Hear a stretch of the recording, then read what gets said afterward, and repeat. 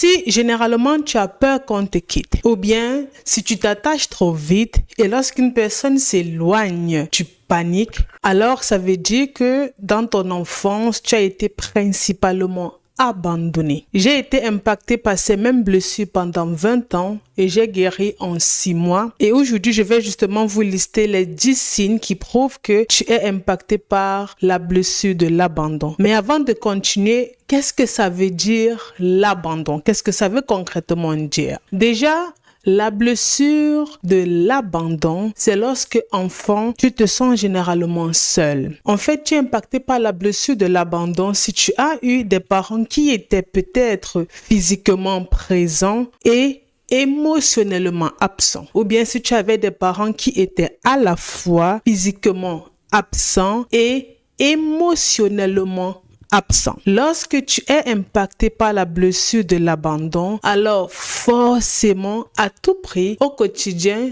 qu'est-ce qui se passe? Tu n'as généralement personne à qui te confier. Ça, ce sont les signes qui prouvent que tu es impacté par la blessure de l'abandon. La blessure de l'abandon aussi, en d'autres termes, c'est lorsque tu es habité par une peur profonde, non seulement d'être seul, d'être oublié ou bien d'être laissé. Et c'est généralement une peur qui naît ou bien qui existe depuis que tu es enfant. Donc si aujourd'hui au quotidien tu as peur d'être seul, tu as peur d'être oublié ou bien tu as peur d'être mis de côté, alors tu es impacté par la blessure de l'abandon. Prenons le premier cas de figure. Lorsque tu as peur d'être seul, ça veut principalement dire que lorsque tu étais enfant, tu étais souvent seul ou bien même tes émotions étaient ignorées. Un cas concret. Lorsque moi j'étais enfant, certes j'étais entourée, mais dans la plupart des cas, je me sentais seule. Je me rappelle principalement des vacances scolaires. Je détestais les vacances scolaires. Je haïssais les vacances scolaires parce que les vacances scolaires, c'était une période où je me retrouvais encore beaucoup plus seule. Alors que lorsque j'allais à l'école, minimum, il y avait les études qui devaient m'occuper. Je devais étudier, lire, recommencer, étudier. Et j'avais là une occupation. Lorsque parfois on avait même des congés de 2 semaines, je détestais. Pas parce qu'on me maltraitait forcément, mais parce que je me sentais vraiment seule, extrêmement seule. Et aujourd'hui, j'ai une séance avec une dame qui m'a dit, quand j'étais enfant, je détestais les vacances scolaires et j'ai souri parce que je me suis directement identifiée à elle. Tu vois, lorsqu'enfant, tu te sens généralement seul, en grandissant, qu'est-ce qui va se passer? Tu ne vas pas supporter le silence ou la solitude. Ça, c'est le premier cas de figure. Donc moi, en grandissant, je supportais très mal le silence et je supportais aussi très mal la solitude. En d'autres termes, j'aimais être entourée, mais lorsque j'étais autour des gens, tu vois, lorsque les gens m'entouraient, ça m'agaçait. En même temps, je voulais me retrouver toute seule. Mais lorsque j'étais seule, je voulais être avec les autres. Donc, je détestais être seule, je détestais le silence, je détestais quand c'était calme. Même en même temps, quand c'était bruyant, je voulais que ce soit calme. Mais quand c'était calme, je me disais que je ne suis pas normale à vouloir que tout soit calme tout le temps. Et puis, j'allais vers les autres. Donc, je m'efforçais à dépendre des autres. Le deuxième cas de figure, le prochain cas de figure, c'est lorsque tu te retrouves dans ce cas de figure où tu as peur d'être seul, alors tu vas généralement chercher une présence. C'est ce que moi je recherchais. Je cherchais toujours et toujours une présence. En d'autres termes, je cherchais les personnes auxquelles j'allais m'identifier pour ne pas avoir l'impression que je suis vraiment seule. Et c'est comme ça que j'avais donc commencé à marcher avec des gens qui ne me convenaient pas, qui ne voyaient pas les choses comme moi, qui n'analysaient même pas les choses comme moi. Mais pour ne pas me retrouver seule, je m'agrippais à elles. Je m'accrochais extrêmement à ces personnes-là. Je me rappelle lorsque j'étais au lycée avec une bande de filles. Waouh! Vous voyez au lycée, déjà de bandes de filles, on sait qu'elles, il faut vraiment faire tout pour les éviter. Mais je ne sais pas comment ça se passait, mais bizarrement, j'étais leur amie. Elle ne me convenait pas, mais en même temps, je me sentais aimée par elle. Lorsque tu as grandi dans un environnement où tu t'es senti constamment abandonné, au quotidien, tu vas t'attacher extrêmement vite. Si ce que j'ai dit vous concerne, je vous invite à liker. Qu'est-ce que ça veut dire s'attacher extrêmement vite? Ça veut déjà principalement dire que depuis ta tendre enfance, tu recherchais une présence rassurante. En d'autres termes, tu étais beaucoup habité par les doutes. Généralement, tu ne savais pas quoi trop faire, si ce que tu faisais était bien et tu avais besoin qu'on te valide. Tu t'attaches principalement très vite aux autres aujourd'hui. Si enfant, tu as par exemple eu des parents qui étaient extrêmement exigeants. En d'autres termes, peu importe ce que tu faisais, ce n'était jamais suffisant pour eux. Alors, ça pouvait même arriver que tu avais de très bonnes notes scolaires à l'école, ou bien ça pouvait même arriver que tu sachais faire de nombreuses choses, mais aussi longtemps que tes parents n'avaient pas validé, ou bien les personnes qui t'entouraient n'avaient pas validé ce que tu avais fait. Tu avais l'impression que tu étais limite nul, malgré le fait que tu savais que tu avais des compétences. Et comment ça se traduit dans ta vie adulte? Dans ta vie adulte, donc, tu vas t'investir trop rapidement dans une relation. Pourquoi? Parce que dans ta tendre enfance, ton père que voici, ou bien ta mère que voici, ils t'ont appris qu'ils t'aimaient uniquement lorsque tu faisais des choses bien. Ils étaient extrêmement exigeants. Et c'est avec ça que tu as grandi. Donc, quand tu vas grandir, tu vois, tu vas te mettre en couple, ok? Te voici par exemple qui t'es mise en couple. Tu vas te mettre en couple et tu auras généralement cette tendance dans ta relation à prouver, à vouloir faire tout parce que tu as appris qu'on t'aime uniquement lorsque tu fais des choses bien. Et tu vas grandir dans ça, tu vas fonctionner dans ça pendant des années et au fur et à mesure que le temps va passer, ta confiance en toi va chuter parce que la personne en face ne sera jamais satisfaite de tes propres efforts. Tu vois, la présence rassurante dont tu avais besoin dans ton enfance, tu vas toujours constamment le rechercher dans tes propres relations. Et c'est comme ça que tu vas t'investir trop rapidement. Et après, bien évidemment, tu vas te sentir très seul et tu vas souffrir. Et pourquoi est-ce que tu t'investis tellement rapidement? Parce que tu sais quelque part, dans ta tête, tu sais que s'il faut faire des choses, tu es très doué pour bien les faire. Tu le sais parce que tu as grandi dans ça, en recherchant en quelque sorte la perfection. Alors, c'est principalement, en d'autres termes, cette qualité que tu mets en avant dans ta relation en te disant que si je fais extrêmement bien les choses, mon partenaire en face, la personne en face n'aura pas quelque chose sur lequel s'appuyer pour pouvoir me rabaisser ou bien pour pouvoir m'ignorer. Tu vois, parce que enfant, lorsque tu n'arrivais pas à faire bien les choses, tes parents t'ignoraient. Ils t'ignoraient énormément parce qu'ils voulaient toujours que tu fasses les choses comme eux, ils veulent. Et comme tu as grandi dans ça, automatiquement à l'âge adulte, tu vas t'accrocher très vite dès le début de la relation.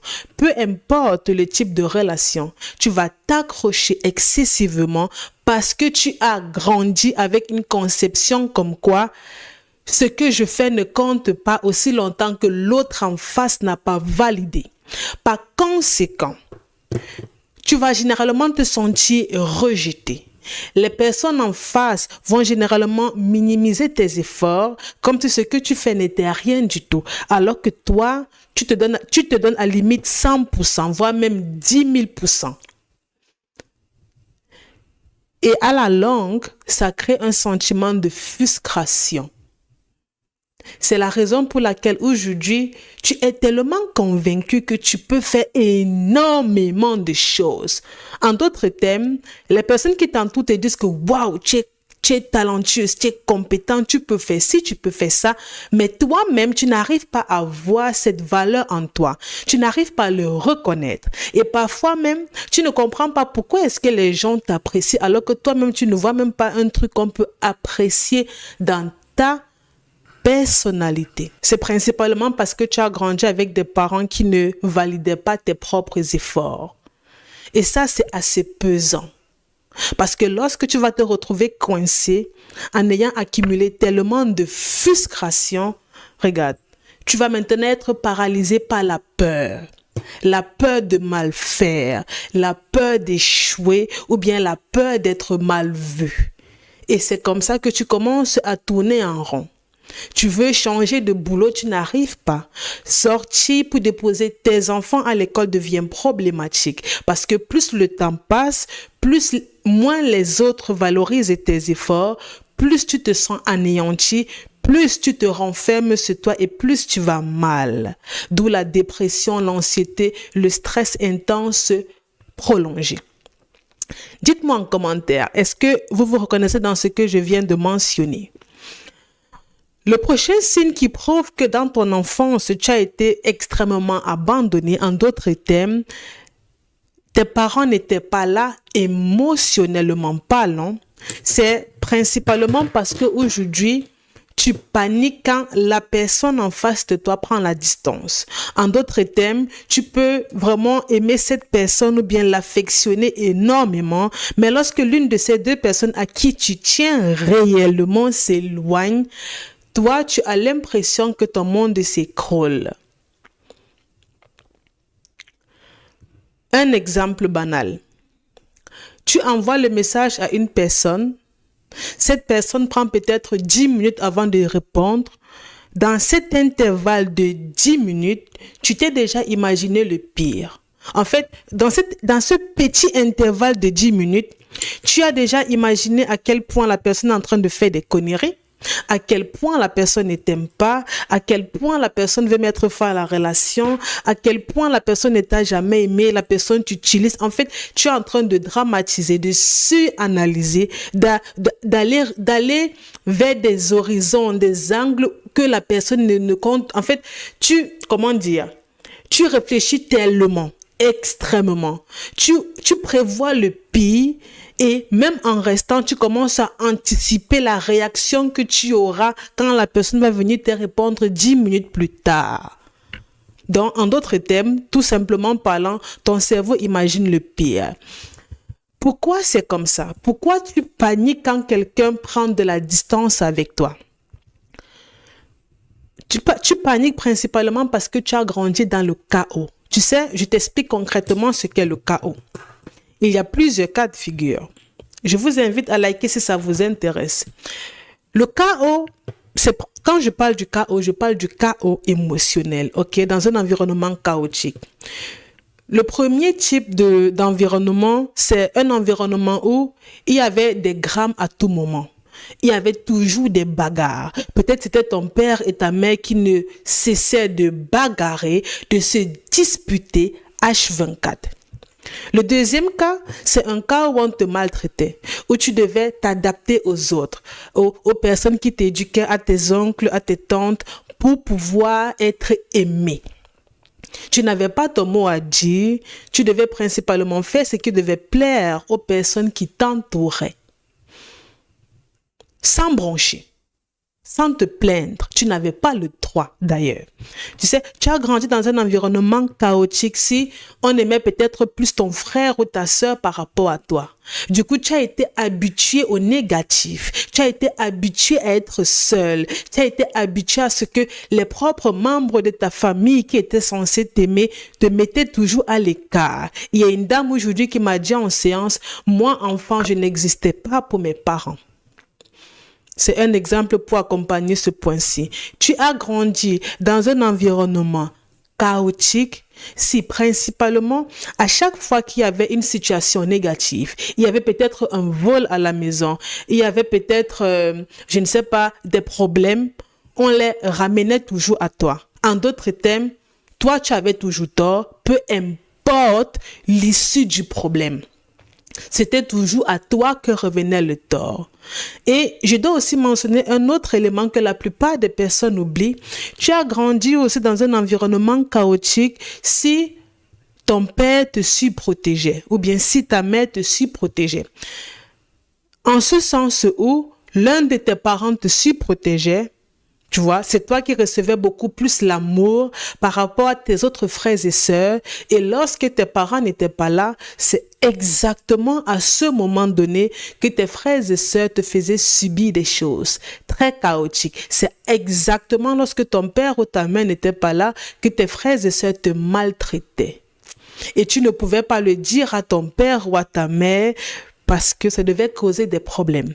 Donc, il y a cette situation et beaucoup d'autres cas de figure, sans parler le cas des aînés de famille, ces personnes-là qui sont considérées comme les deuxièmes mamans ou bien les deuxièmes papas, qui a été considérées comme les deuxièmes mamans ou bien les deuxièmes papas dans leurs environnements en grandissant. Tu vois, ce sont des éléments qui prouvent que tu as grandi dans un environnement chaotique. Et lorsque tu grandis dans l'un de ces types d'environnements, automatiquement adulte, tu vas constamment te retrouver en situation de stress où les personnes que tu affectionnes tant, ou lorsque les personnes que tu affectionnes tant prennent la distance, toi, automatiquement, ça va te faire mal. Parce que tu es juste fatigué à ce qu'on t'ignore, tu es fatigué de passer en dernier lieu, tu es fatigué à ce qu'on oublie que toi, tu existes. En fait, tu es fatigué des drames, des problèmes, des conflits et tu veux juste la paix. Et pour pouvoir privilégier cette paix, tu vas t'oublier, faire principalement ce qui va faire plaisir aux autres. Et tellement tu l'auras fait qu'à un moment donné, tu vas savoir, tu seras consciente que la personne en face n'est pas la personne adaptée pour être avec toi. Peu importe le type de relation, mais tu auras énormément de mal à laisser la personne en face partir parce que depuis ton enfance, tu te retrouves seul. Et cette solitude, ça te fait ressentir le vide. En fait, tu as l'impression que tu ressens un trou profond. Comment dire? Tu ressens un vide tellement profond et toi-même, tu n'arrives pas à décrire la profondeur de ce vide. Et quitte à être seul, tu préfères être entouré par des personnes qui ne t'aiment pas. Est-ce que certains d'entre vous se reconnaissent dans ce cas de figure? Ne vous inquiétez pas, je vais vous donner des solutions. Je liste d'abord, ainsi vous aurez des solutions. OK? Le quatrième cas de figure, c'est si tu acceptes l'inacceptable. Si tu acceptes l'inacceptable, il y a de fortes chances qu'enfant, tu avais peur de perdre l'amour. Oui. Avoir peur de perdre l'amour peut littéralement se traduire par « je ne dis jamais ce que je pense ». Lorsque les situations ne m'arrangent pas, je reste silencieux ou silencieuse. Avoir peur de perdre l'amour peut aussi se traduire par même si on m'accuse des choses, je n'ose pas me défendre, je me cache en silence pour pleurer, pour ne pas causer de problèmes, pour pas que les autres soient mal à l'aise par rapport à moi, mes ressentis. Du coup, tu vois, depuis ta tendre enfance, tu as été habitué à cacher tes émotions, à faire comme si tes propres émotions n'existaient pas. Et vu que tu as grandi ainsi, alors adulte, tu vas énormément tolérer le manque de respect pour ne pas être abandonné. En d'autres termes, il y a des personnes qui vont te dénigrer, te rabaisser, t'humilier, mais tu seras toujours au contact de ces personnes. Pas parce que tu es idiot ou bien idiote ou bien pas parce que tu ne peux pas faire autrement, c'est juste parce que tu ne sais pas comment faire autrement. Ce n'est pas parce que tu es inférieur quoi que ce soit, ça n'a rien à y voir. Et c'est principalement dû au fait que enfant, tu vois, depuis ta tendre enfance, tu es obligé de te taire, d'avaler tout, d'accepter tout, d'éviter les conflits pour te rassurer que ton père ou ta mère t'aime. Parce que à partir du moment où tu mettais tes émotions en avant, on ne t'aimait plus. C'était fini. Tu étais mise à l'écart, ou bien on t'ignorait, ou bien on te punissait. On pouvait te dire, oh, tu n'as pas l'argent de déjeuner, tu n'as pas de chaussures, tu n'as pas d'habits, je ne t'achète pas ci, ça, parce que tu avais osé dire, maman, je ne vais pas bien, maman, je ne suis pas d'accord. Et c'est vu qu'avec tes propres parents ou bien avec les personnes qui t'entouraient dans ton enfance, tu étais déjà habitué à supporter énormément de choses, tu vois. En grandissant, pour toi, tu te dis, c'est normal. C'est normal si je continue à vivre comme ça. Parce que tu as été habitué à ça. Et en même temps, tu veux sortir de là, mais tu te retrouves coincé. Tu sais pourquoi tu te retrouves coincé? Parce que ce qui t'a aidé enfant ne peut pas t'aider aujourd'hui adulte. Enfant, tu étais obligé d'avaler tout pour toi, de ne même pas mettre un mot sur ce que tu ressentais. Et c'est principalement ça qui t'a permis d'être là où tu es aujourd'hui. Sauf que si tu continues à utiliser les mêmes stratégies qui t'ont aidé enfant, aujourd'hui, ça va complètement détruire ta vie. Tu es mieux placé pour savoir que en vivant dans la solitude, le silence, en étant tout le temps en retrait, en évitant aujourd'hui les conflits, ça pousse davantage les personnes qui t'entourent à te minimiser, à te rabaisser, à t'humilier. Ce qui est bien évidemment une situation très inconfortable. D'ici peu, je vais vous donner des solutions par rapport à ces points. OK? Le 5e point qui prouve que dans ton enfance, tu as été abandonné, c'est parce que tu ressens le vide. Tu vois cette boîte-ci, c'est ça que tu ressens. En d'autres termes, il n'y a rien à l'intérieur, il n'y a rien de beau. Généralement, j'ai l'habitude d'utiliser la couleur jaune lorsque je parle du bonheur. Tu vois, mais dans cette boîte, il y a tout sauf le bonheur. Dans cette boîte, il y a le manque d'amour. Il y a les frustrations accumulées. Les humiliations, le fait qu'enfant, on t'a énormément rejeté. Tu vois, dans cette boîte, je mets de la maltraitance, les VIOL. 8 femmes sur 10 que j'accompagne ont été VIOL dans leur enfance.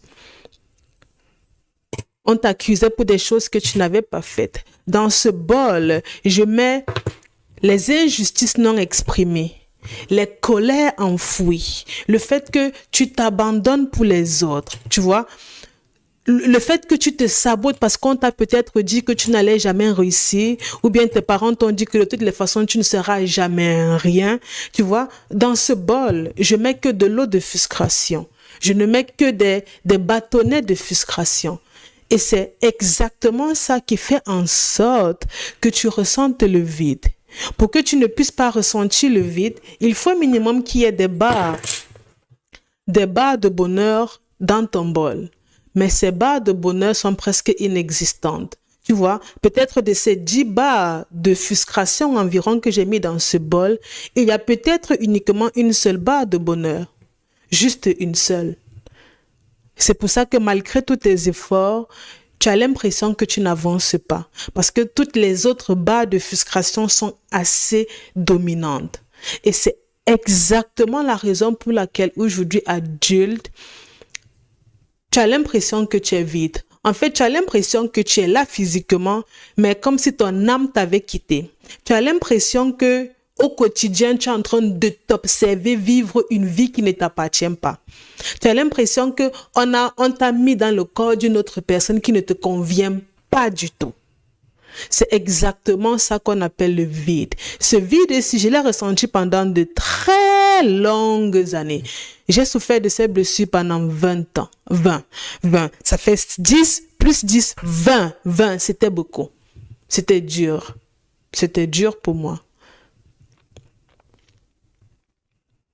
Et la bonne nouvelle, c'est que de ce vide, si tu peux en sortir, tu peux littéralement en sortir. C'est juste une question de temps. Et je vais te dire tout à l'heure exactement comment faire pour pouvoir sortir de tout ça.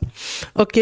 Le prochain point qui prouve que dans ton enfance, tu as été abandonné, c'est principalement parce que tu fais tout pour plaire. Tu sais, tu devais être un enfant gentil. Oui, tu devais être cet enfant-là qui anticipe les besoins de ses parents, qui lave le sol sans qu'on ne lui ait rien demandé, qui s'arrange toujours à ce que ses parents soient contents, qui fait généralement tout, qui pouvait par exemple faire les travaux ménagers de ses frères et sœurs pour se rassurer d'être toujours aimé. Enfant, tes parents t'ont peut-être dit que oh, ça ne sert à rien de faire la guerre, même si on t'a fait n'importe quoi, il faut laisser. Et à chaque fois que tu voulais un peu parler, on te disait que oh, mais ce n'est rien, que c'est toi qui grammatises. Du coup, tu as appris à faire tout pour plaire. Tu devais être gentil. Tu n'avais pas le choix. Tu vois, de la même façon que depuis ta tendre enfance, tu t'es su adapter aux autres. C'est de cette même façon qu'aujourd'hui, adulte, tu te adaptes aux autres pour ne pas être rejeté. Si ce que je dis vous intéresse, je vous invite à partager le live ou bien à liker. Et qu'est-ce qui prouve qu'aujourd'hui, adulte, tu te adaptes aux autres pour ne pas être rejeté? C'est principalement parce qu'aujourd'hui, quand tu veux dire non, tu dis oui. Et puis tu culpabilises. Aujourd'hui, tu restes, au lieu de dormir la nuit, tu réfléchis comment tu vas aider les gens. Les gens même qui, en fin de compte, qui ne vont même pas te dire merci. Ils risquent d'aller raconter partout que tu n'as jamais rien fait pour eux. Et ça va te faire extrêmement mal. Mais ça ne va pas t'empêcher de continuer à les aider. Ce qui prouve qu'aujourd'hui, tu t'adaptes, c'est parce que parfois, tu es fatigué, tu as énormément de choses à faire, mais tu laisses tout ce que tu as fait d'important pour aller aider l'autre. Et lorsque tu rentres chez toi le soir, tu n'arrives pas à dormir. C'est ce qui prouve que tu t'adaptes à l'autre, c'est que parfois tu as des problèmes financiers. Tu n'arrives même pas à finir les fins de mois. Mais tu te débrouilles, tu ne sais même pas trop comment tu fais, mais tu te débrouilles quand même, tu trouves de l'argent pour toujours emprunter aux personnes qui ne vont presque jamais te remettre. Tout ça pour ne pas être rejeté. Je le décris aussi bien parce que je suis passée par là. Et aussi longtemps que tu fais tout pour plaire, les autres vont principalement te traiter comme une serpillère. Le 7e point qui prouve que tu es principalement impacté par les blessures la blessure de l'abandon, c'est parce que tu es dépendant affectif. Tu sais, la dépendance affective, c'est lorsque tu as l'impression que lorsque la personne à qui tu tiens énormément s'éloigne. En fait, lorsque tu as l'impression que du fait qu'elle va s'éloigner, ton monde va s'effondrer. Tu peux par exemple énormément affectionner une personne. Il suffit qu'elle te dise qu'on se voit plus tard. Du coup, toi, tu as l'impression que ta respiration se coupe. Comme si tu n'arrivais plus à réfléchir. Comme si on avait bloqué ton cerveau. C'est ça la dépendance affective. La dépendance affective, c'est lorsque ton humeur dépend de l'autre. Est-ce qu'il y a des personnes parmi vous qui sont dépendantes affectives? Déjà, je vais te faire comprendre que ça n'a en aucun cas commencé aujourd'hui dans ta vie adulte. Ça a commencé comme d'habitude dans ta tendre enfance. Observe bien l'environnement dans lequel tu as grandi. C'était soit ton père, ou bien soit ta mère, ou bien les deux, qui définissait l'ambiance de la maison. Il y a des personnes que j'ai accompagnées qui m'ont dit, quand mon père ou bien quand ma mère rentrait, j'étais terrifiée. En d'autres termes, ils pouvaient passer une bonne journée, mais lorsqu'ils entendaient le bruit de la moto de leur père, ou bien lorsqu'ils entendaient la voix de leur mère, l'ambiance à la maison était directement descendue. En fait, l'ambiance devenait tendue, tellement bizarre. Si tu as grandi avec des parents comme ça, la simple présence s'émet la terreur. C'est justement la raison pour laquelle aujourd'hui, tu t'arranges toujours inconsciemment parfois à ce que ton humeur dépende de l'autre. C'est la raison pour laquelle parfois tu dis « mon bonheur dépend des autres » ou bien « mon bonheur, c'est de rendre les autres heureux ». C'est la raison pour laquelle tu le dis. Parce que depuis ta tendre enfance, tu as appris à t'adapter aux humeurs de tes parents. C'est le même cycle qui se reproduit. Et n'oubliez pas, le parent est toujours signe de sécurité pour un enfant. Un enfant se dit, ok, lorsque j'étais bébé, c'est mon père, c'est ma mère, c'est un adulte qui a enlevé mes couches, qui me nourrissait, qui me baissait la nuit lorsque je pleurais. Alors, s'il y a quelqu'un avec qui je dois normalement me tourner en cas de difficulté, c'est mon père ou ma mère. Tu vois? Et si tu as ce parent-là qui est censé te protéger et qui, par sa simple présence, gâche complètement l'humeur de la maison et tu sais aussi en tant qu'enfant que j'ai besoin de mon père ou bien de ma mère pour me sentir bien. Et si ce parent a généralement des crises de colère, tu vois, automatiquement adulte, tu vas grandir avec la conception comme quoi, pour que je sois heureuse, il faut que les autres soient heureux. Parce que tu as appris enfant à être heureuse uniquement si ton père ou ta mère était de bonne humeur. Parce que la bonne humeur faisait en sorte qu'il y avait une bonne ambiance à la maison. Le 8e point qui prouve que tu souffres de la blessure de l'abandon, c'est principalement parce que tu as du mal à faire confiance. Est-ce qu'il y a des personnes parmi vous qui ont beaucoup de mal à faire confiance aux autres? Mentionnez-vous en commentaire. C'est principalement dû à une chose. Lorsque tu as du mal à faire confiance, t'inquiète pas, ça veut automatiquement dire que entre ton père et ta mère, en aucun cas tu as confiance à l'un d'eux. Donc on va dire, voici ton père, tu vois, voici ton père, voici ta mère. Soit tu n'as pas confiance à ton père, soit tu n'as pas confiance en ta mère, ou bien soit tu n'as pas confiance aux deux. La confiance en soi d'un enfant se construit principalement si cet enfant a confiance à son père ou bien à sa mère. Si depuis enfant tu te tues à constater que tu n'avais pas confiance en toi, en d'autres termes, ça veut dire que tu n'avais pas confiance en tes parents. C'est tout ce que ça veut dire. Ça veut dire que tes parents t'ont énormément trahi. Ils t'ont énormément fait de promesses non tenues, ou bien ils t'ont énormément jugé, critiqué, ou bien à chaque fois que tu venais te plaindre des choses que tu avais subies, ils te disaient « Oh mais laisse, ce n'est rien », ou bien ils te tapaient, ils t'humiliaient, ils pouvaient te rabaisser parce que tu étais venu te plaindre d'un mauvais traitement que tu avais subi d'une autre personne. Ou en d'autres termes, ils pouvaient aussi complètement ignorer. Tu vois, lorsque tu grandis avec des parents comme ça, c'est très difficile de faire confiance en ces parents-là.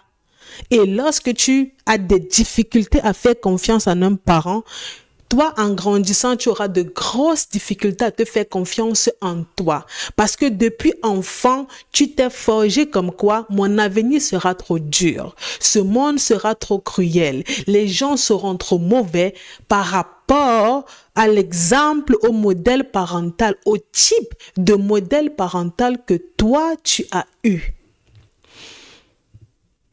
C'est l'un des facteurs majeurs qui prouve qu'aujourd'hui, tu n'as pas confiance en toi.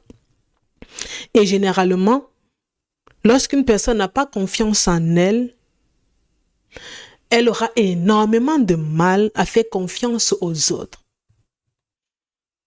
Et lorsque tu n'as pas confiance en toi, aujourd'hui adulte, tu vas énormément douter.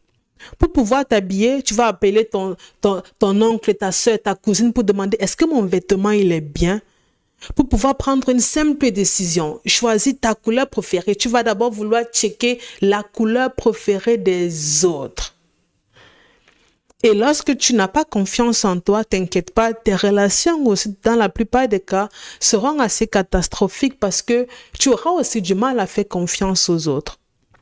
Ok, le 9e point qui prouve que tu es impacté par la blessure de l'abandon, c'est dû au fait qu'aujourd'hui, tu ressens de l'angoisse.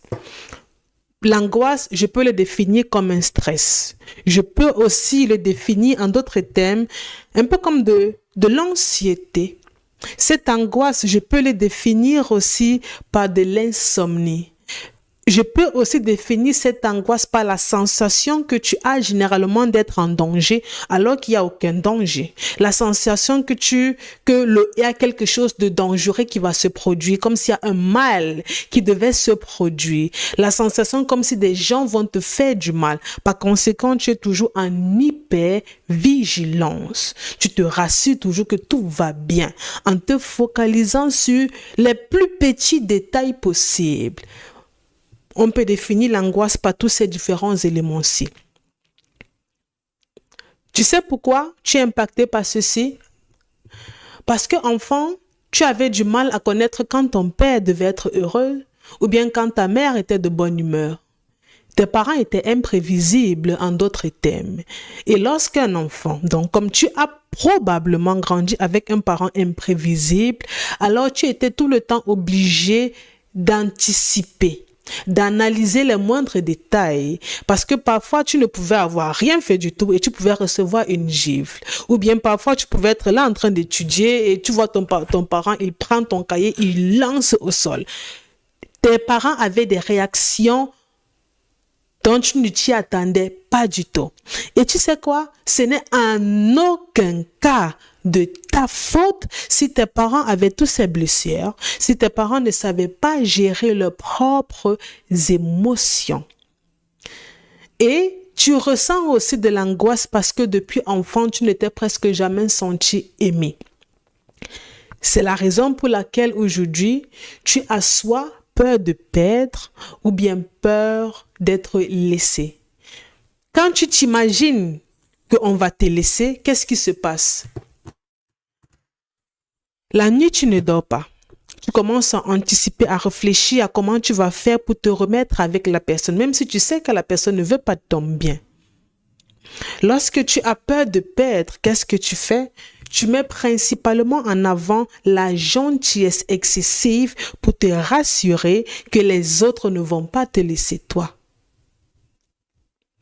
Et enfin, le 10e signe qui prouve que tu es impacté par la blessure de l'abandon, c'est un point qui concerne beaucoup de personnes. C'est que tu préfères rester dans une relation toxique, même si ça te détruit. En d'autres termes, tu préfères une présence qui est assez nocive pour toi parce que tu fuis la solitude. Tu te fuis toi, alors que parfois tu prétends t'aimer, mais tu te fuis quand même.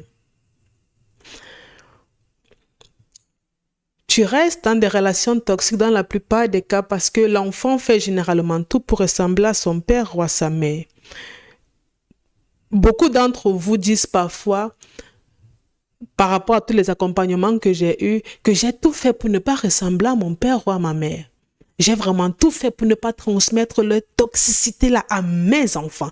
Mais avec le recul, je me rends compte que vraiment, je les ai transmis et ça me fait culpabiliser.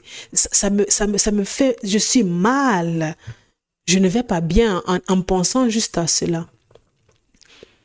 C'est parce que l'enfant fait tout pour ressembler à son père ou à sa mère. Tout enfant aimera avoir son parent comme modèle. Tu restes aussi dans des relations toxiques parce que tu as grandi dans un environnement où soit ton père, soit ta mère souffraient dans la relation, mais la personne est restée. Du coup, tu te dis, si mon père, ma mère a supporté, moi, je dois le faire. Tout cela se passe inconsciemment. Donc, écoute bien. Si tu as l'habitude de dire que mon père ou bien ma mère est toxique, tu as 9 chances sur 10 de te retrouver dans une relation toxique. Et aussi longtemps que tu ne te fais pas accompagner, tu as une chance sur 10 de pouvoir aller mieux rapidement tout seul. Parce que ton cerveau est habitué au drame, au trauma, aux pleurs, aux insultes, aux critiques que tes parents vivaient dans leur relation toxique. Vous savez, la relation la plus toxique est la relation qui commence avec nous-mêmes. Tu vois, c'est exactement pour ça qu'aujourd'hui, adulte, tu restes, même quand tu souffres. Comment faire pour ne plus être impacté par la blessure de l'abandon? Comment faire pour ne plus dépendre des autres? Comment faire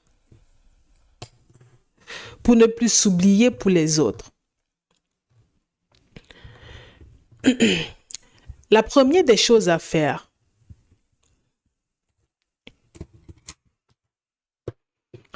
n'aie pas peur d'être seul. Avant de continuer, je vais définir ce qu'est l'enfant intérieur. Beaucoup de personnes n'arrivent pas aujourd'hui à guérir de leurs blessures de l'enfance parce qu'elles ramènent tout à elles. Je vous ai dit en développant que j'ai ressenti le vide pendant de très longues années, le vide émotionnel.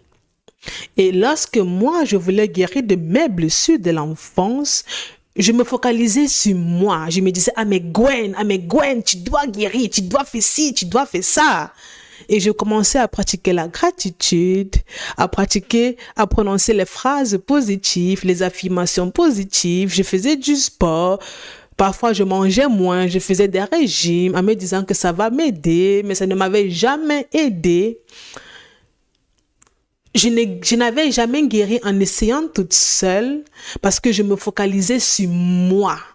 Ça n'avait rien à voir avec moi. C'est lorsque je m'étais fait accompagner que j'avais compris que, ça avait tout à voir avec mon enfant intérieur. En d'autres termes, la petite Gwen, la petite fille que j'étais. Fusquée, isolée, solitaire. Ça avait tout à voir avec cette petite fille. Et c'est la même chose pour vous. Quand je dis, tu ne dois plus avoir peur d'être seule, ça veut dire, tu ne dois plus laisser ton enfant intérieur seul. C'est cette petite fille ou bien ce petit garçon qui est ton enfant intérieur, la petite fille ou bien cet enfant que tu as été. Et c'est à cet enfant que tu dois apporter ce que toi, tu n'as pas reçu. Donc, imagine-toi juste l'image d'une fille ou bien d'un petit garçon qui va mal, dépendamment de ton sexe. Et cet enfant de 2 ans, de 5 ans, de 8 ans, c'est toi. Maintenant, ce que tu vas faire, c'est de ne plus fuir ta solitude. Tu sais, quand tu te retrouves seul, non, c'est OK. Moi, j'ai longtemps fui ma solitude, Et à un moment donné, j'ai dit que, il faut que je reste solitaire parce que les autres me blessent beaucoup trop. Fuir ta solitude veut dire que tu fuis ton enfant intérieur. Lorsque je ne voulais pas être seule, ça veut dire que je laissais la petite Gwen souffrir toute seule. Imaginez une pièce où tu es dans cette pièce avec ton enfant intérieur. Et lorsque ton enfant intérieur va mal, tu sors, tu fermes la porte et tu pars. Ça veut dire que tu laisses cet enfant tout seul. Ça se traduit concrètement ceci. Au quotidien, de façon générale, lorsque tu vas mal, qu'est-ce que tu fais? Tu fais tout pour te distraire par les réseaux en allant t'agripper, t'accrocher aux autres pour ne pas te sentir seul. C'est la pire des choses à faire parce que lorsque tu fonctionnes ainsi, tu es en train d'envoyer un signal à ton enfant intérieur que, toi, tu n'es pas important. Toi, tu ne comptes pas.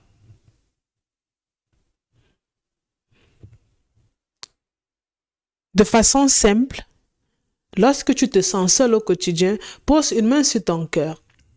Et dans mon cas de figure, je pouvais par exemple dire, petite Gwen, je sais que tu vas mal et je suis là pour toi.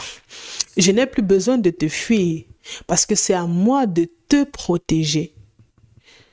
Ça n'a rien à voir. La souffrance que tu endures aujourd'hui, je le répète, ça n'a rien à voir. Rien à voir avec toi. Rien du tout. C'est ton enfant intérieur. Peu importe ce que tu as subi enfant. Tu vois, lorsqu'au quotidien, tu as peur d'être seul, c'est comme si tu avais peur d'être avec ton enfant intérieur. Et tu es la mère, tu es le parent de ton enfant intérieur. Ça, c'est obligé. Ce n'est pas comme si tu peux choisir. Tu ne peux pas choisir parce que aussi longtemps que ton enfant intérieur va mal, tu vas mal. En d'autres termes, si tu avais eu une enfance beaucoup plus heureuse, beaucoup plus dynamique, assez épanouie, c'est que tu n'es pas là. Donc, tu dois donner à cet enfant ce qu'il n'a pas reçu. Lorsque toi, au quotidien, tu te sens seul et mal accompagné, et tu te sens seul, en même temps, tu te sens mal, ça veut tout simplement dire que ton enfant intérieur a besoin que tu restes. Ça ne veut pas dire que tu dois fuir, aller faire des sorties, aider les autres pour après regretter. Non, pas du tout. Donc, la prochaine fois que tu te sens seul, pose la main sur ton cœur et parle à ton enfant intérieur. Il faut lui parler, il faut lui dire que tu es là et qu'en aucun cas tu ne la laisses seule. Il faut lui dire qu'elle compte. C'est ça principalement que tu dois faire. La deuxième chose à considérer pour pouvoir ne plus être impacté par la blessure de l'abandon, c'est arrêter de t'attacher aux autres et de t'agripper vraiment comme un pot de colle à ton enfant intérieur. Tu vois, lorsque tu t'attaches vite aux autres, ça veut dire que tu laisses encore une fois de plus ton enfant intérieur seul souffrir dans cette pièce. Je répète bien, cette pièce, c'est la seule pièce dans laquelle tu peux vivre. Il n'y a pas une autre pièce dans laquelle tu peux vivre. Tu peux uniquement vivre dans cette pièce avec ton enfant intérieur. Et c'est à toi de prendre soin de cet enfant. Et lorsque tu t'attaches très vite aux autres, ça veut dire que ton petit toi peut être en train de pleurer, peut se sentir mal, être triste, et tu laisses cet enfant pour aller aider les autres. Parce que les autres ont besoin d'aide. En d'autres termes, ça veut dire que tu dis à cet enfant, oh toi tu es inutile, ah mais fous-moi le camp. Tu ne sers à rien d'ailleurs. Les autres sont plus importants. Il faut que j'aille aider les autres parce que quand j'aurai besoin d'aide, eux, ils vont m'aider. Est-ce que tu penses que c'est juste de dire ça à une petite fille ou bien un petit garçon innocent qui ne sait même pas ce qu'est la vie? C'est exactement ce qui se passe quand tu t'attaches aux autres. Ça veut dire que à chaque fois, tu dis à ton enfant intérieur, toi, tu n'es pas importante, toi, tu ne sers à rien, tu passes en dernière position, les autres ont plus d'importance que toi. Tu vois, tu fais subir à cet enfant ce que toi, tu as subi enfant. Et à chaque fois que tu sors, tu fermes ses portes et tu pars. Ton enfant intérieur se demande, pourquoi ma mère, elle est bizarre avec moi? Tu vois un peu les mêmes paroles que tu te répétais enfant quand tes parents se comportaient bizarrement. Qu'est-ce que j'ai fait?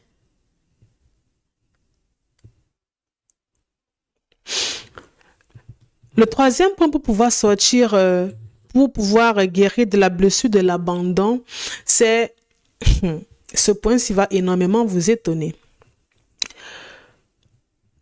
Pour pouvoir sortir de la blessure de l'abandon, tu sais, tu dois faire attention au ressenti de ton enfant intérieur. Tu vois, quand tu paniques, non, tu es en situation de stress parce que l'autre va prendre la distance, l'autre va s'éloigner de toi. Tu vois ces moments-là où tu as l'impression que ton cœur va exploser, tellement tu te sens seul, isolé, tu as l'impression qu'il y a une boule ici, mais ce que tu veux dire n'arrive pas à sortir. Tu vois ces moments-là, non? Voilà. Ces moments-là sont principalement des moments que ton enfant intérieur vit. C'est à toi de prendre soin de ton enfant intérieur. Et à chaque fois que tu ignores cet enfant, elle crie de plus en plus fort pour que tes pleurs puissent te réveiller. Parce que vous vivez uniquement dans une seule et unique pièce. À chaque fois que tu paniques, que tu stresses, que tu te sens mal, c'est parce que tu veux travailler, elle t'empêche de travailler. À chaque fois que tu te sens anxieux, c'est ton enfant intérieur qui provoque ça chez toi. Le fait que tu procrastines, tu n'arrives pas à dormir, c'est ton enfant intérieur qui t'empêche limite de le faire. Pourquoi est-ce que cet enfant, ton enfant intérieur, ton petit toi, que tu négliges tout le temps, pourquoi est-ce que cet enfant va te laisser dormir alors qu'elle souffre, elle va mal? Tu sais, ton enfant intérieur a essayé d'être parfaite pendant de très longues années. Tu vois, cette petite fille ou bien ce petit garçon au fond d'une salle toute seule qui attend que tu viennes l'aider, la consoler, cet enfant a essayé d'être parfaite pendant de très longues années. Elle a essayé de tout faire pour te faire plaisir à toi parce que tu es son parent. Tu es soit sa mère, soit son père. Mais sauf qu'à chaque fois que tu viens, tu ne la regardes pas. Et tu connais le paradoxe, c'est qu'au quotidien, tu vas te dire, oh, je m'aime, je fais tout pour m'aimer, alors que tu détestes littéralement ton enfant intérieur sans t'en rendre compte. Tu vois, de la même façon qu'enfant, tu voulais faire tout. Tu faisais tout pour que tout soit parfait. Tu t'adaptais, tu ne disais rien pour que ton père ou ta mère t'aime. C'est la même chose que ton enfant intérieur fait chaque jour. Tu vois, quand tu te lèves le matin, tu ranges la salle de bain. À midi, tu re-ranges la salle de bain. Le soir, tu re-ranges la même salle de bain. Le lendemain, quand tu te réveilles, tu recommences encore. Tu gâtes tout. Tu gâtes toute la salle de bain et tu re-ranges. Tu vois, chaque jour, tu refais la même chose. Tu tournes en rond. Et lorsque tu es tellement fatigué de faire ça, tu pars, tu t'accroches aux autres parce que tu n'en peux plus de ta propre vie. Tu vois, ces moments-là où tu re-ranges la salle de bain 10 000 fois, non? Concrètement, ça se matérialise comme ça. Ton enfant intérieur veut que tu l'aimes parce que tu es son père ou sa mère. Et peut-être avant de sortir, tu as confié cette tâche à cet enfant. Cet enfant est dans une salle, tu vois, et tu peux uniquement vivre dans cette salle. Il n'y a pas une autre salle dans laquelle tu peux vivre. Et cet enfant, par exemple, devait graisser le lit. Cet enfant a graissé le lit à sa façon. Sauf qu'à chaque fois que tu entres, tu gâtes tout le lit et tu régresses. Et lorsque tu n'es pas là, cet enfant regarde, analyse, se demande, mais comment est-ce que je peux faire pour graisser ce lit pour que maman rentre, elle ne gâte pas. Cet enfant se débrouille, fait de son mieux, fait tout pour être parfait, pour te faire plaisir à toi qui es sa mère ou son père.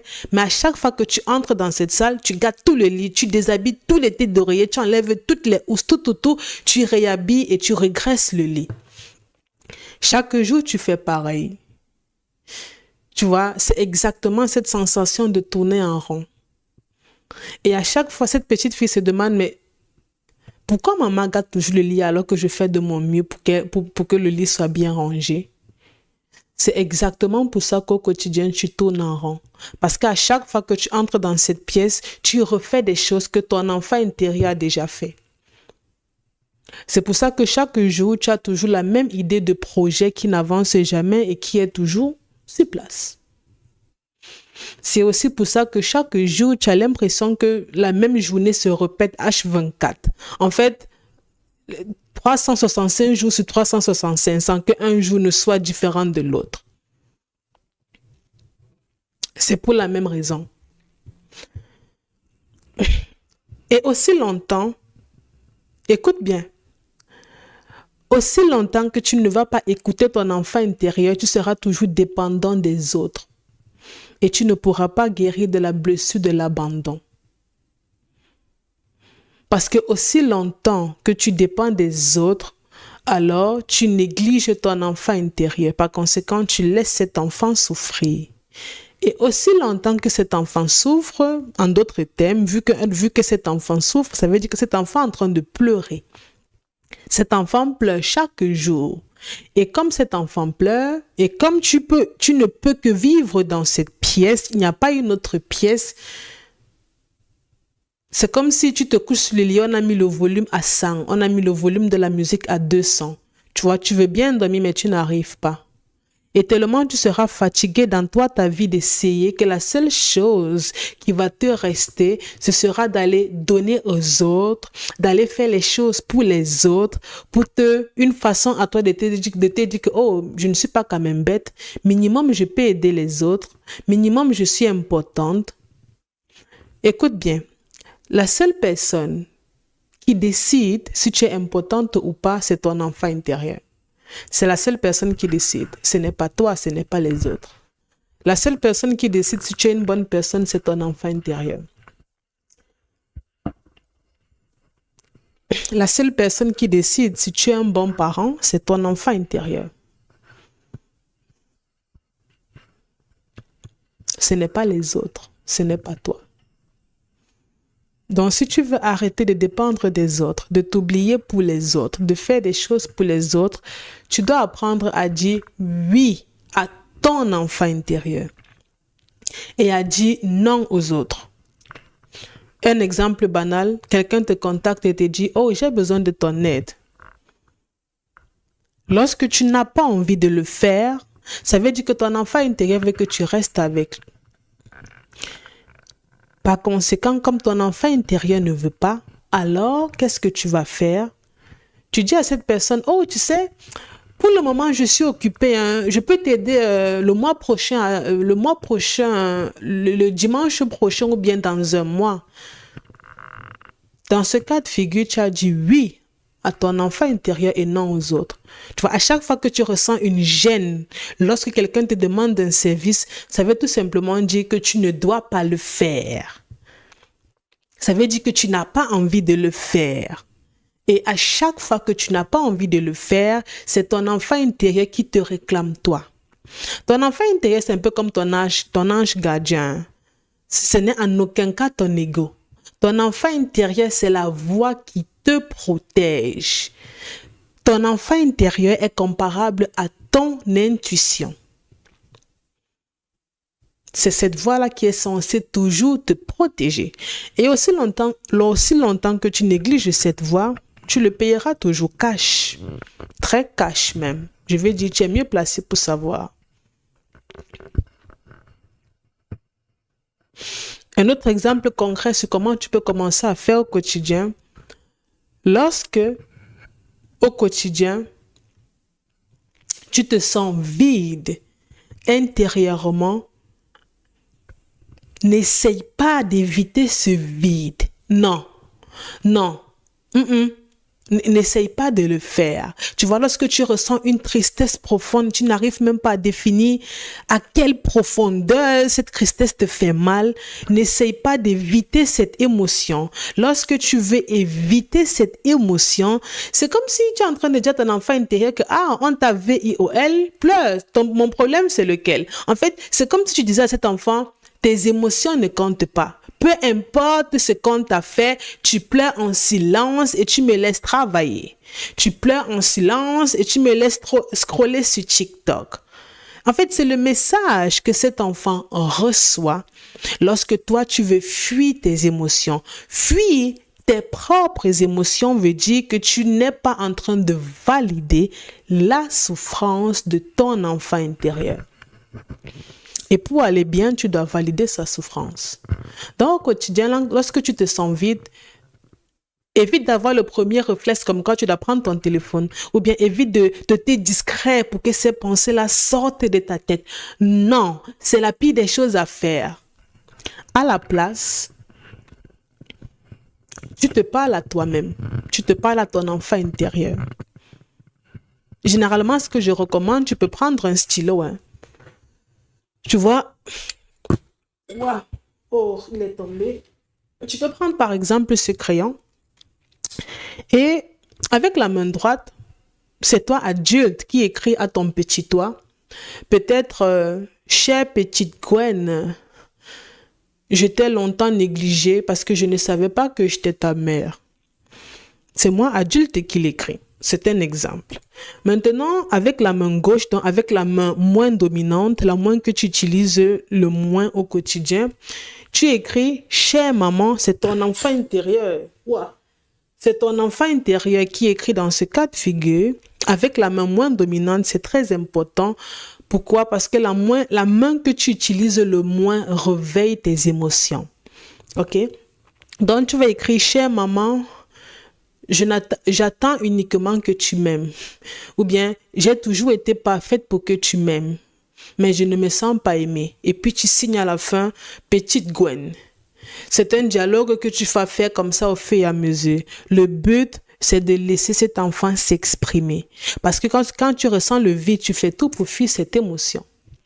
Ou bien même une astuce qui va directement t'aider comme ça, peu importe là où tu es, avec qui tu es. Tu peux te dire à l'intérieur de toi, ok, parler dans ton cœur et dire à cette petite fille ou bien à ce petit garçon, je sais que tu vas mal. Je t'ai généralement laissé seule, mais aujourd'hui je reste. Rester, ça veut dire ne pas aller scroller sur ton téléphone. Rester, ça veut dire ressentir la douleur. C'est ça que ça veut dire. Même si ça te fait pleurer pendant des jours et des jours. C'est parce que tu as longtemps étouffé cette douleur que ton enfant intérieur ne guérit pas. Tu vois, toutes les souffrances par lesquelles tu es passé, quand à chaque fois, par exemple, tu veux en parler à tes parents, ils essaient de t'étouffer. Ou bien quand tu imagines juste qu'en voulant leur parler, ils vont t'étouffer, ça t'énerve. C'est exactement comme ça que ton enfant intérieur se sent. Tu n'as pas besoin d'étouffer ce qu'elle a ressenti. Si tu veux pleurer 10 jours, pleure 10 jours. Ouais. Si tu veux être triste 20 jours, sois triste 20 jours. Ça va énormément t'aider. N'oublie pas, tu ne le fais pas pour toi, tu le fais pour ton enfant intérieur. Tu n'as pas le droit d'étouffer les émotions de cet enfant parce que ce n'est pas toi qui as besoin de guérir, c'est ton enfant intérieur qui a besoin de la guérison parce que c'est ton enfant intérieur qui a toujours été rejeté, mis de côté. Donc, ça n'a rien à y voir avec toi encore une fois de plus. Donc, si tu sais que tu t'es reconnu dans plusieurs de ces signes que j'ai cités, ça veut dire que la blessure de l'abandon est active et je t'invite à faire le bilan émotionnel qui est dans la bio. Ça te permet de connaître les différentes blessures qui t'affectent. Le bilan, il est complètement gratuit et de découvrir aussi ton profil psychologique. Et j'inclus aussi à l'intérieur quelques solutions que tu peux commencer à mettre en pratique pour pouvoir travailler sur la blessure qui domine le plus dans ta vie. Et si tu veux aller beaucoup plus loin, mettre en pratique tout ce qui a été mentionné jusqu'ici, tu peux me contacter via le lien qui s'affiche dans la bio. Ou bien il y a un formulaire orange avec la flèche blanche, paix intérieure en 90 jours. Comme ça, je vais entrer en contact avec toi et savoir exactement si tu remplis les conditions afin que je puisse t'accompagner. Parce que je ne peux qu'accompagner 6 personnes en simultané. Et toutes les personnes qui vont me contacter maintenant seront uniquement sur la liste d'attente parce qu'actuellement, j'ai posé. Je ne peux pas prendre actuellement des personnes. Je suis en train de finaliser l'accompagnement de 4 à 5 personnes. Donc, je respecte la douleur des autres parce que moi aussi, j'ai souffert. Donc, pour juste pouvoir réserver vos places en attendant que je me libère, le bouton orange, il est là avec la flèche blanche ou bien mes coordonnées sont aussi dans la bio. Et je passe en live de lundi à vendredi de 20h à 22h heure de Paris. La rediffusion de tous les lives, c'est toujours sur YouTube. Toujours. Donc, n'hésitez pas à vous abonner pour ne pas rater les prochains lives.